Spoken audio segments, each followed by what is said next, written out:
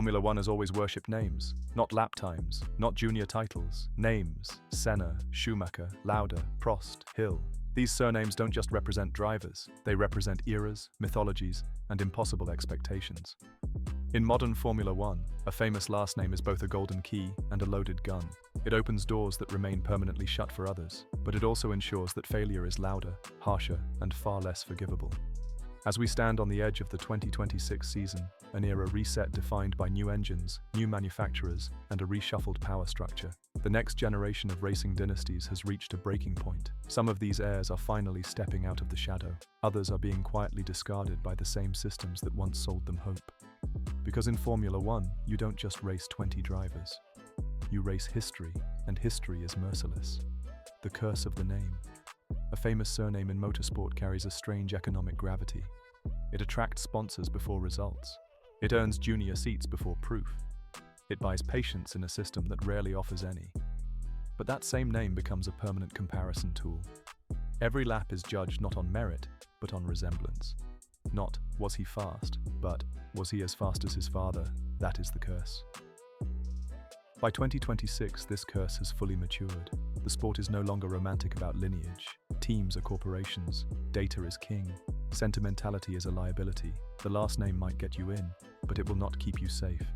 And no one embodies that reality more than Mick Schumacher. Mick Schumacher and the American reset. For nearly a decade, the motorsport world waited for Mick Schumacher to complete the circle. The son of the greatest Formula One driver in history, the heir to a myth that defined dominance itself. Mick did everything right on paper. He won Formula 3, he won Formula 2, he followed the traditional ladder designed to protect him, and then Formula 1 happened. At Haas, Mick was exposed to the harshest version of the sport, an underfunded team, a fragile car, zero margin for error. Every crash wasn't just a mistake, it was a headline. Every spin was framed as genetic failure, not rookie learning, but Schumacher falling short. By the end of 2024, the writing was on the wall. By late 2025, the door was closed completely. The final 2026 F1 seats were filled without him. The dream ended not with drama, but with silence. Then Mick did something radical. He left Europe. In 2026, Mick Schumacher starts a full IndyCar campaign with Rahal Letterman Lanigan Racing, carrying the number 47, a quiet nod to family without being consumed by it. America offers him something Formula One never did: anonymity. In IndyCar, the car matters less, the driver matters more.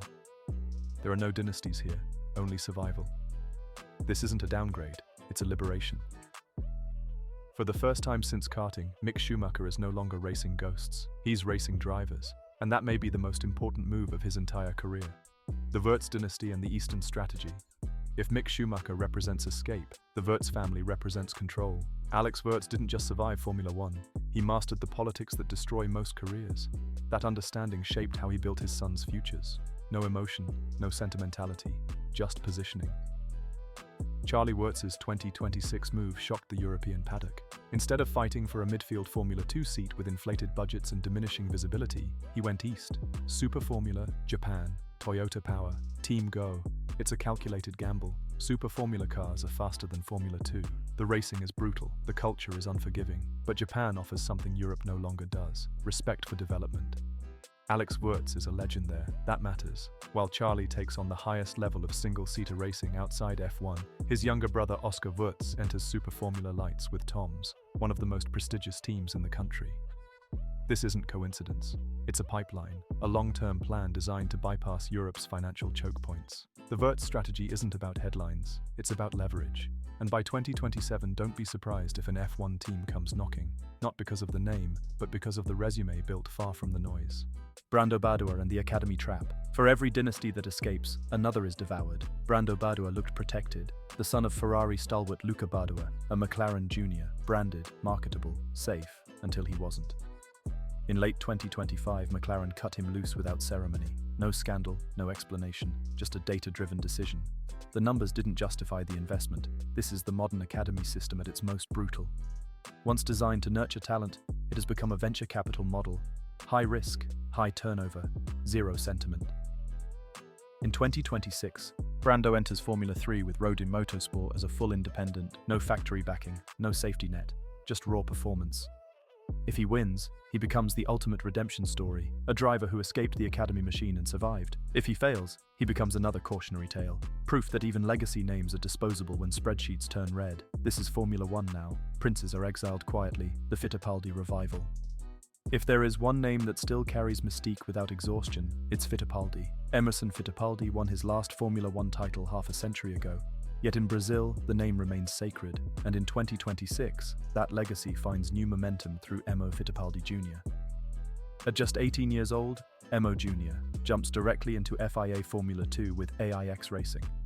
That move alone speaks volumes.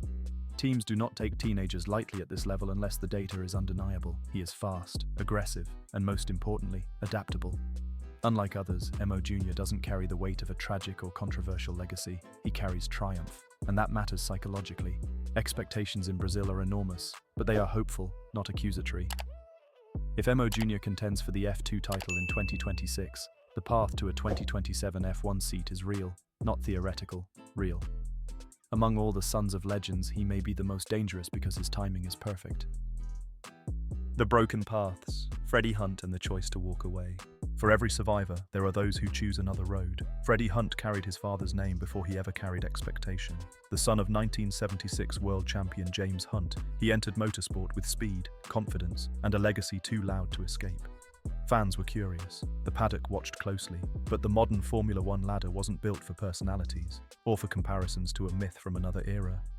The pressure wasn't just to win, but to resemble a man Formula One had already turned into legend. By his early 20s, Freddie made a decision few drivers ever do. He walked away from the F1 dream to race sports car, not because of a lack of talent, but because he understood the psychological cost. He chose a route where he could be Freddie, rather than James Hunt's son, proof that sometimes the bravest career move is refusing to be consumed by history. The final question. The 2026 season is not just another year, it is a sorting mechanism. Will Mick Schumacher redefine his legacy in America? Will the Wurz brothers rewrite the path to Formula One through Japan? Will Emmo Fittipaldi Jr. become the first true revival of a world champion dynasty? Or will the sport continue consuming names faster than it creates them? Because greatness in Formula One is no longer inherited, it is rented, and the price is brutal. We've covered the biggest stories, but there are many more waiting. The Mansell sons, Dayton Coulthard, Freddie Hunt. The next generation is already here, fighting battles their fathers never had to imagine. So tell me, which legacy do you want a full deep dive on next? Drop it in the comments. I'm reading every single one.